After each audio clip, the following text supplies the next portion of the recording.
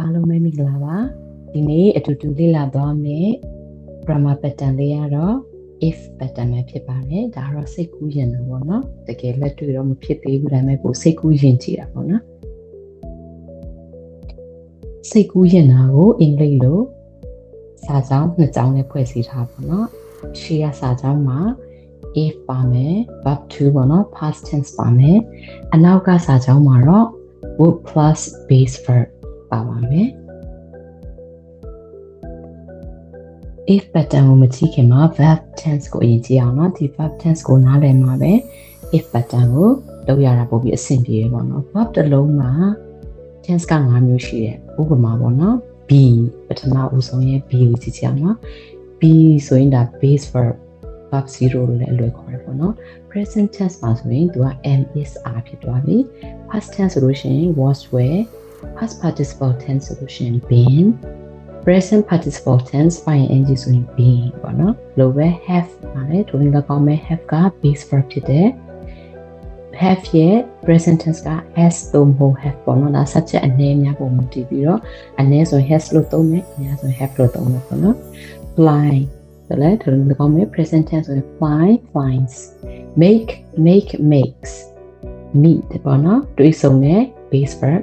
meet ဆိုလို့ရှိရင် present tense မှာဆိုရင် meets ask ဆိုရင် asks look looks win ကအနိုင်ရရှိတာပေါ့နော် wins buy ဆိုတာဝယ်ပေါ့နော် buys အခုပထမဦးဆုံးဥပမာကိုကြည့်ရအောင်နော် if I had a private jet တကယ်လို့ငါရှိမှာကိုယ်ပိုင်ချက်လေးတစ်စင်းရှိခဲ့သည်ရှိပေါ့ပေါ့နော်ဒါစိတ်ကူးရင်တာပေါ့ဆိုရင်ပထမစာကြောင်းမှာ had verb to ပေါ့နော်ရှိသည်ရဲ့ verb to had ပေါ့နော်ပြီးတော့နောက်ဒုတိယစာကြောင်းကဒုတိယအကြောင်းအရာက I would fly all over the world would ဒီဟာ would verb base verb ဖြစ်တယ်နော် we အနောက်မှာ base verb လာမယ် fly ဆိုတာကပြန်တန်းတယ်ပေါ့နော် all over the world ကဘာလုံးပေါ့နော်ကဘာပတ်လိုက်မယ်ပေါ့ချက်လေး private jet နဲ့ဆိုတော့ဒါအပြည့်စုံစာကြောင်းပြည့်စုံကြည့်အောင်နော် if I had a private jet I would fly all over the world if I were a CEO of Tesla ကုမ္ပဏီရဲ့ CEO တယောက်ဖြစ်ခဲ့တော့ I would make electric cars cheaper I would ဆိုတာ make လုပ်မယ် electric cars လျှပ်စစ်ကားတွေပေါ့နော် cheaper ဆိုတာပို့ပြီးတော့ဈေးပေါ်တယ်နော်ဈေးသက်သာတယ်ဆိုတော့ဒါကစိတ်ကူးရင်မို့လို့အနောက်မှာ would နဲ့ base verb ပေါ့နော် make up ပြုလုပ်တယ်တကယ်လို့ CEO တယောက်ဖြစ်ခဲ့တော့ electric လျှပ်စစ်ကားတွေကိုပို့ပြီးဈေးပေါ်အောင်လုပ်မယ်ပေါ့နော် If I were a CEO of Tesla I would make electric cars cheaper နောက်ဥပမာတစ်ခုကတော့ If I were an astronaut ဆိုတာအာကာသယာဉ်မှူးဒီ were က verb to ပေါ့နော် be ရဲ့ verb to past tense ပဲဖြစ်ပါတယ် If I was လည်းရတယ် If I were လို့လည်းရေးလို့ရတယ် If I were an astronaut အာကာသယာဉ်မှူးတယောက်ဖြစ်ခဲ့တော့ I would look for aliens look ဆိုတာကြည့်တယ်ဒါပေမဲ့ဒီ lookကို for နဲ့ပေါ့နော် preposition for နဲ့ပေါင်းလိုက်တော့ဒါ phrasal verb ဖြစ်သွားတယ် look for က ရှာဖွေရပေါ့နော် I would look for aliens ဂျိုသားတွေကိုရှာမှာပေါ့နော် If I were an astronaut I would look for aliens အာကာသယာဉ်မှူးတယောက်ဖြစ်ခဲ့တော့ဂျိုသားတွေကိုရှာမယ်ပေါ့နော်နောက်ဥပမာတစ်ခုက If I won the lottery ဆိုတာ T 1ဆိုတာ win ရဲ့ verb to ပေါ့နော်အနိုင်ရတယ်ဒါမှမဟုတ်ဒီမှာတော့ T ပေါက်တယ်ပေါ့နော်တကယ်လို့ if T ပေါက်ခဲ့သည်ရှိတော့ I would buy a luxurious mansion luxurious ဆိုတာစိန်ခံပေါ့နော် mansion ဆိုတာကအိမ်ကြီးပေါ့နော်အိမ်ကြီးရခိုင်ပေါ့နော်ဆန်အိမ်ပေါ့ I would buy ဝယ်မယ် a luxurious mansion တီပေါက်ခဲ့သည်ရှိသောစိန်ခံဆိုင်အင်ကြီးကိုဝယ်မယ် If I won the lottery I would buy a luxurious mansion တကယ်လို့ဒါတီပေါက်ခဲ့သည်ရှိသော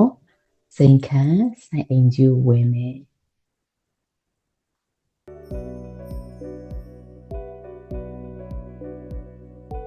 နောက်တစ်ခုက If I met Elon Musk I would ask him for a job if I met ဒီရှိစာကြောင်းမှာကြတော့ verb to ပေါ့နော် meet verb to met တကယ်လို့ Elon Musk နဲ့တွေ့ခဲ့သည်ရှိသော I would ask second ဒုတိယစာကြောင်းမှာက would နဲ့ base verb နဲ့ပေါ့နော် ask ကကြတော့ ask for ပေါ့နော် ask ခုတည်းဆိုလို့ရှိရင်မေးတာ ask နဲ့ for နဲ့တွဲလိုက်ရင်တောင်းဆိုတာပေါ့နော် ask for I would ask for တောင်းဆိုမယ်အ job အလုပ်တောင်းမယ်ပေါ့နော် If I met Elon Musk I would ask him for a job ဒီနေ့လေ့လာသွားတဲ့ grammar pattern က if pattern ဖြစ်ပါတယ် second conditional ပေါ့နော်ဒီgrammar pattern ကိုစိတ်ကူးရင်တဲ့အခါတွေပေါ့နော်မဖြစ်သေးတဲ့အခါတွေမှာသုံးခြင်းဖြစ်ပါတယ်ဒီမှာစာကြောင်းနှစ်ကြောင်းပါတယ် if ရှေ့က if စာကြောင်းရဲ့ကိုမှာခံပြီးတော့အနောက်ကစာကြောင်းရဲ့နှစ်ကြောင်းပေါ့နော်အရှေ့မှာကတော့ verb to အနောက်စာကြောင်းကတော့ would plus base verb ပဲဖြစ်ပါတယ်ပြန်ကြည့်အောင်နော်နံပါတ်1အတူတူပြောကြည့်အောင် if I had a private jet I would fly all over the world တကယ်လို့ကျွန်မမှာကိုပိုင်ချက်လေးတစ်စီးရှိခဲ့သည်ရှိတော့တစ်ကမ္ဘာလုံးကိုပတ်ပြီးတော့ပြန်တန်းလိုက်မယ် Okay နံပါတ်2ကိုကြည့်အောင်အတူတူပြောကြည့်အောင်နော် If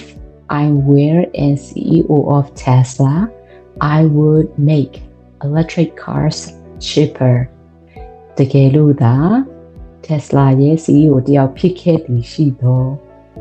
လျှက်စစ်ကားတွေကိုပို့ပြီးတော့ဈေးပေါ်တဲ့ကားတွေကိုထုတ်လုပ်မယ်ပေါ့နော်နောက်တစ်ခုကအတူတူပြောကြည့်အောင် If I were an astronaut I will look for aliens တကယ်လို့အာကာသယာဉ်မှူးတယောက်ဖြစ်ခဲ့တော့ဂျိုသားတွေကိုရှာမယ် Okay နောက်တစ်ခုအတူဖတ်ကြည့်အောင် If I won the lottery I would buy a luxurious mansion တကယ်လို့ထီပေါက်ခဲ့သည်ရှိတော့စိန်ခံဆိုင်အင်ကြီးကိုဝယ်မယ် Okay နောက်ဆုံးတစ်ခု If I met Elon Musk I would ask him for a job တကယ်လို့ Elon Musk နဲ့တွေ့ခဲ့သည်ရှိတော့သူ့ကိုအလုပ်တောင်းမယ်ပေါ့နော် If I were a millionaire I would တကယ်လို့ငါမီလီယံနာတယောက်ဖြစ်ခဲ့တော့ I would ဘာလုပ်မလဲ comment မှာမှန်ခဲ့ပေးလို့ရပါတယ်ဒီနေ့လေ့လာသွားတဲ့ if second conditional စိတ်ကူးရင်နဲ့ဆိုင်တဲ့